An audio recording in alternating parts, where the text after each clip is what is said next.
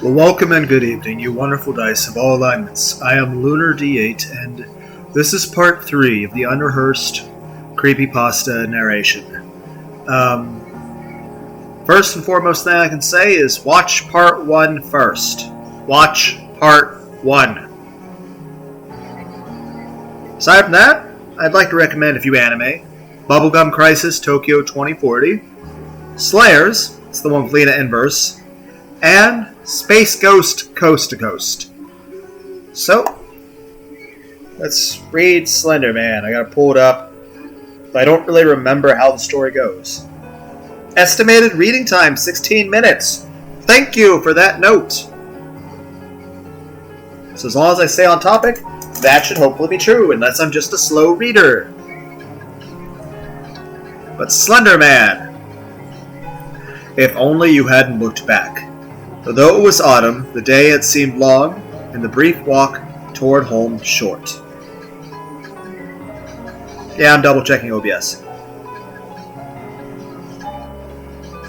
As the sunlight began to fade, you and your two friends left the playground behind and trudged reluctantly home, knowing that you would be forced to pick up the games and conversation the next day that never came. If only you hadn't looked back. But you had. Turning, just for a moment, you had glanced back toward the tree line, seen the fingers on the branches clawing up toward the sky and beside them. The figure. At first, you thought you must be mistaken, that your eyes in the hazy blur of twilight were playing tricks on you. But no, when you looked again, he was still there.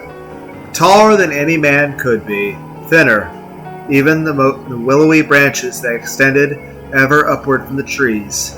He loomed in the distance, like the shadow of some horrible dark truth, and you knew instantly that you had to look away, that if you didn't tear your eyes from that blank, featureless face, then soon that blank would wash all over you, become you, and you would walk slowly but surely, as if pulled by some magnetic force toward him. Toward him, though you feared him, though you were scared of his unnatural height, the aching, blank whiteness of his face, the arms that seemed to stretch toward you, and the slithering tentacles behind. You turned, screwing up your eyes, willing yourself not to look, not to see, not to give in and go to him. You screamed to the others, telling them the same, telling them not to look. But as you opened your eyes, you realized they had already looked. They were already gone. Possibly the most famous creepypasta character of all time, and certainly the one that crossed most frequently into mainstream media, the Slender Man, also known as Slenderman. It's just without the space. Is a character born of a variety of earlier influences, but which itself represents an evolution in the uses and development of folklore. Violent real-life events linked to the Slenderman character increased in infamy and even led to a moral panic based around the possible negative influences and danger the fictional character posed to. Okay, so that was not the actual story. Table of contents. Slenderman appearance, origins.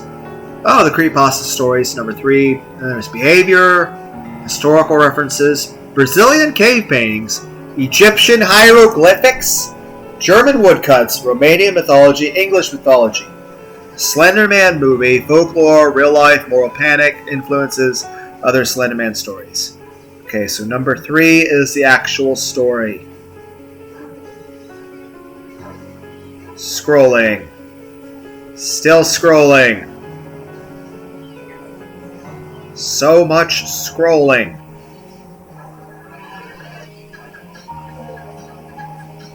Okay, I think this is it. Slenderman creepypasta story. After waking up with a jolt, the girl laid in bed a few seconds longer, reaching over to switch on her bedside lamp. She tried to remember exactly what had stolen her sweet slumber away. When she couldn't, the brunette swung her legs over the side of the bed and heaved herself up. Checking the time on her phone, she snorted. When she saw it was midnight, the witching hour, I've heard some people say it was 3 a.m. too. Knowing that sleep would only evade her, she left the bedroom for the kitchen for a good cup of coffee. Coffee? Coffee! Okay, fine. Whatever. As she passed by her front door, a chill spread like liquid fire down her spine. It's only winter, she told herself, focusing again on the coffee plan. Measuring out scoops, water, and preparing her cup kept her occupied. But as the dark liquid boiled, she had nothing left to keep her mind from wandering off. The chill returned, and she couldn't help but glance behind her to the front door. It stood there, innocently enough, just like always. The deadbolt was still in place, and she could see nothing amiss with it. Turning back to her coffee, she did her best to forget about that feeling. With her cup in hand, she started back toward her bedrooms. As she walked by the front door, she decided that a quick glance out the peephole would calm her restless mind. The chill worsened with each step she took toward the door, and further away from the safety and warmth of her blankets. She pressed her empty hand against the cold metal door and took a deep breath before leading her eye to the peephole. At first, she could only see an inky blackness, and somehow it seemed to swirl in on itself. When she blinked in surprise, the void melted away. She wished it hadn't. In its place, there stood what she could only guess was once a man. The limbs were long and inhumanly awkward, with bulky joints branching off into several arms, not unlike the branches of a tree. The creature was draped in a black suit, somehow making the thing more nightmarish to her. The icing on the proverbial cake, however, was what passed as the hellish thing's face. It was as though her mind blurred the ghastly visage, to despair itself, further shock and horror. She shoved herself away from the door with the hand still pressed against it. The scalding mug of coffee fell, the liquid burning her bare legs as she fell backwards and tried to crawl away from the door. She knew, somehow, that her mind hadn't been playing tricks on her. As she crab-walked away from the door, she watched as tendrils as black as the void. She first saw a snake around through the cracks. The girl was trapped between the instinct to flee and the gut feeling not to turn her back on the door. When the door jolted, the urge to flee overcame her, and she slipped in the burning liquid as she tried to make it back to her room. She knew deep down that she was trapping herself in a corner, but she had to get away from the door. The girl was halfway down the hallway when she heard the previously locked door creak open. She screamed and slipped into a wall, cracking her chin on it and stunning her. After that, there was only blackness. Nicole, a warm, male voice, snapped the woman out of her trance. As she turned around, she was met by one of her sister's doctors. She nodded, not sure if she should say anything, or even if she could find her voice. She did have something to say. That morning, she had gotten an urgent phone call from the hospital, saying that her sister Lindsay was there. Before they had even let her see her, the doctors had pulled her off to the side and insisted that they talk to her about what might have happened. Phrases like self-inflicted and assault had been thrown around, and Nicole felt her mind reel.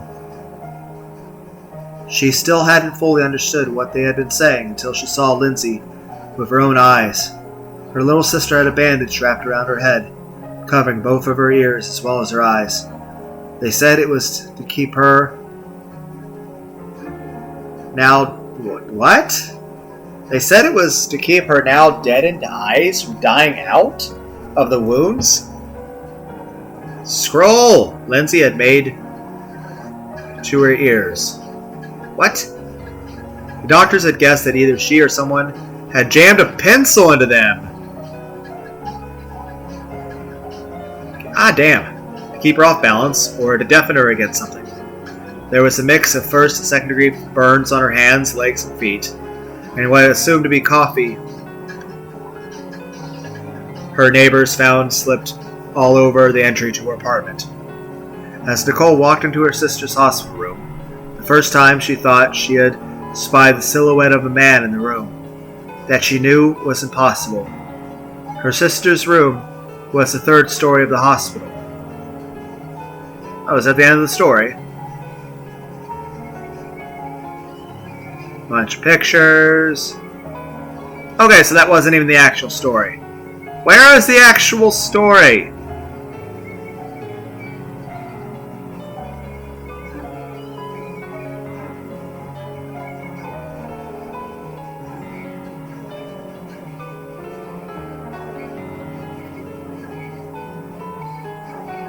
Did I already read the story?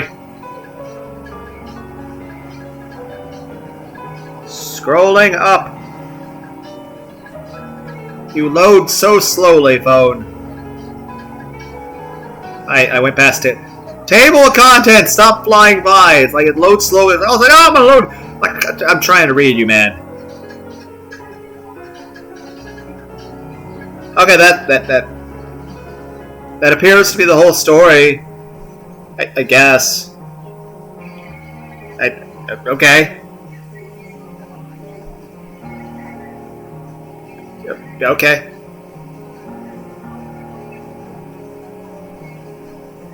Okay, back to Google.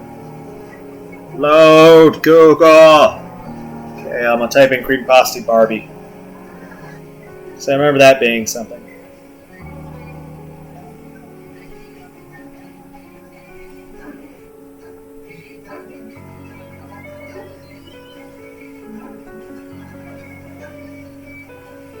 Okay, there's something about a Barbie doll. Maybe it's like Barbie.exe.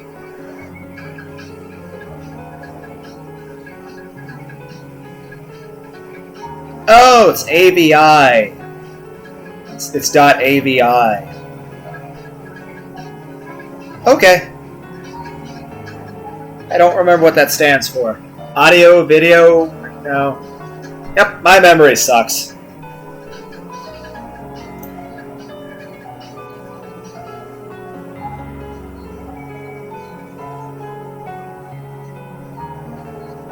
Okay, Barbie.avi. Waiting for you to load.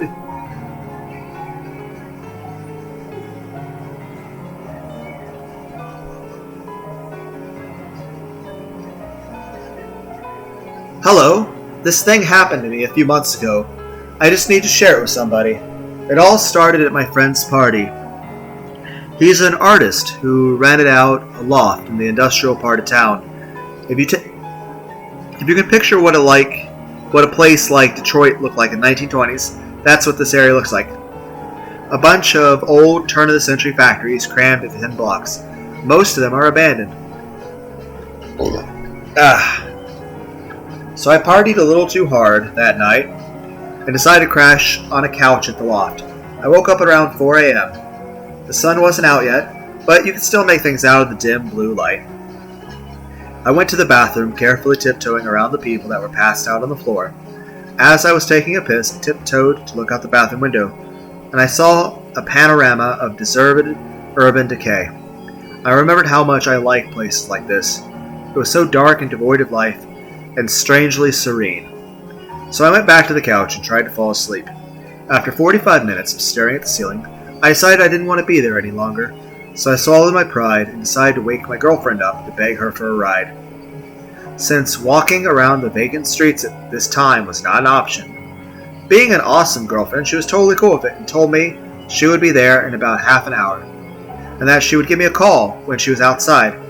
My phone died 10 minutes later, so I decided I would sit by the window and watch for her car.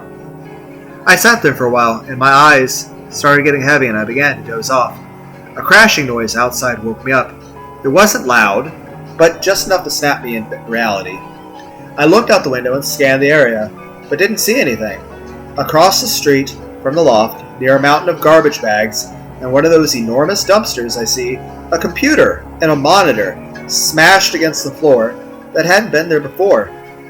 When my girlfriend arrived, I went downstairs and greeted her. Just as I was about to get in the car, I remembered a friend of mine who had blown out his power supply. So I decided to walk over to the dumpster and see what I could salvage. The monitor was worthless, but the tower seemed to have suffered almost no damage. So I put it in the trunk and we drove off. About a week had passed, and I had completely forgot about the tower until my girlfriend called to let me know that it was still in the trunk and that she wanted it out. That night, I brought it home. Before I took it apart, I decided to hook up my monitor to see if it still ran. And to my surprise, it did. It ran Windows XP. What year was this? And it looked like it had been wiped clean. I decided to do searches for words like tits and pussy in hopes to find... Would you really... God damn it, guys. That's gross. In hopes of finding some secret stash full of weird... why would you want to see that? The previous owner forgot about. Morbid curiosity, I guess. I don't care how curious you are. There are certain flavors of V8 that are just not appealing.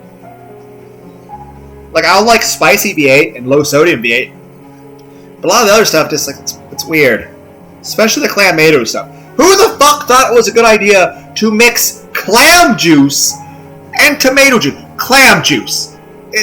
Yeah! Exactly! Okay, back to this. Morbid curiosity, I guess. Search came up, nothing. Searched for picture files, nothing. Then I searched for movies, and one file came up. It was in .avi inside a folder titled Barbie, hidden in the Windows/System32 directory. So I played it. Now this is where it gets disturbing. The movie was about an hour long. It was made up of what seemed like raw exported footage. The footage was of this woman sitting on a chair and talking against a white backdrop. I skipped through most of the movie, and it was the same continuous shot. Then I decided to sit through the footage to find out what she was talking about.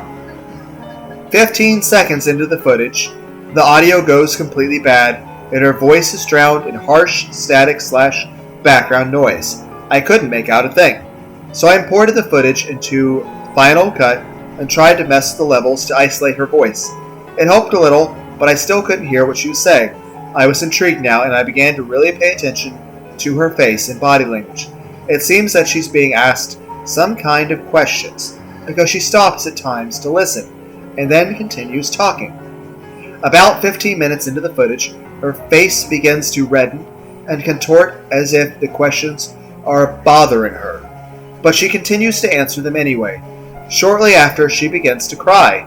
She sobs hysterically for the duration of the film. One of the few words I could lip read was skin. She repeats this word many times throughout the footage, and at one point she even pulls the skin from her arm and mouths the words.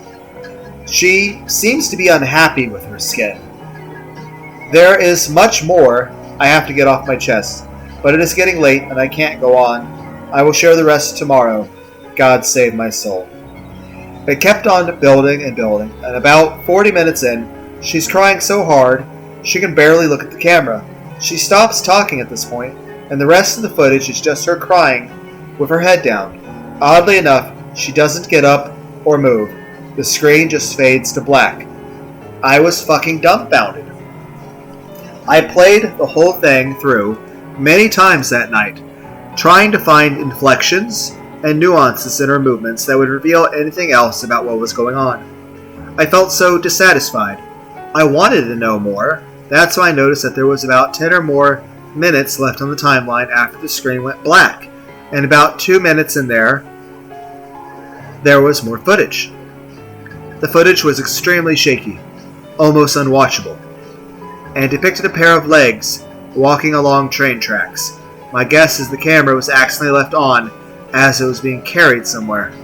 The person in this footage walks along the train tracks for about 6 minutes, and then turns into the forest, and walks over to what looked like foliage flattened by a piece of plywood. The person continues on this makeshift plywood until the movie clip ends. Now my heart started beating with excitement, because there were train tracks a few miles away that looked very similar to the ones in the video. I had to check this out. I called up my friend Ezra. He's 6'4", 250 pounds, of mostly muscle. I convinced him to go on a little adventure with me. I'm no pushover myself, but I felt if I was going wandering in the woods looking for God knows what, extra muscle couldn't hurt. Or, just don't fuck with shit you shouldn't fuck with, man. This whole idea of investigating this video had me excited I couldn't sleep. You really need to play the new Halo. I mean, goddamn. There are better things to do with your time than endanger your life. The next morning on a sunny Saturday, I took my flashlight, my camera, and my 7-inch Kabar with a matte black finish and serrated edge and went to pick up Ezra. When I got to his house, he wasn't even awake. When I woke him, he pretty much told me to fuck off. I already packed, and I had mentally prepared myself to do this, so I decided to go through it without him. I packed my car at the train station, parked, took my stuff, and hopped onto the tracks. After walking for about 2 hours, I saw a broken piece of plywood, and my knees almost buckled with excitement. I searched the nearby foliage, and there it was, a little plywood trail leading to the forest. I walked slowly along the trail, paying close attention to everything. I would stop occasionally, kneel down, and listen for anything or anyone, but it was so quiet.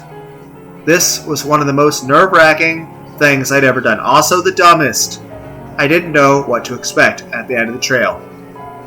The dense tree line gave way into a little island of grassy field, and then I saw it, a house being consumed by the forest. From the looks of it, no one had lived there for maybe 20, maybe 30 years. I got my camera and snapped a few pics. A few yards away from the house was a tool shed, made of rusty sheet metal. I just sat there among the trees for a while, absorbing everything. I didn't want to go into the open field. I had a bad feeling that something would see me. It took me a while to muster the courage up to the house. The door was partly opened. I pushed in with flashlight and was relieved that the inside was actually very well lit. Red flag! I put my flashlight away, got my camera, and took a few more pics. There was no furniture. The floor was riddled with bricks and wood and rubble, and some of the walls had huge holes in them. When I went further to explore, I saw some things that I didn't pay much mind to in the moment, but now that I think about it in hindsight, they greatly disturb me. The first thing that seemed a little odd was that one of the doors in the first room, that I presumed led to the basement, seemed a little too new to be in this house. It was also the only door in the house that was locked. Also, when I made my way up to the second floor, I saw some chairs and a fold-up table that also seemed a little too new to be there. But what disturbed me the most for some reason was the bathroom. The dust on the mirror had been wiped away, and in the bathtub I saw a clear plastic tarp that still had water droplets on it. When, I presume, it was washed clean.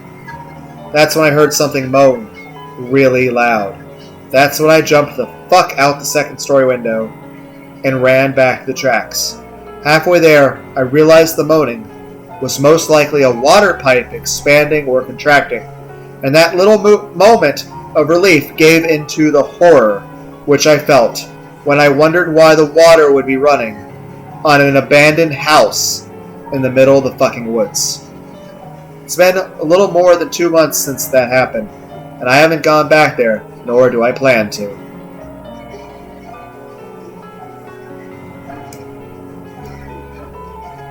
Well, we'll call that a video. Hope you guys had a good day. Bye.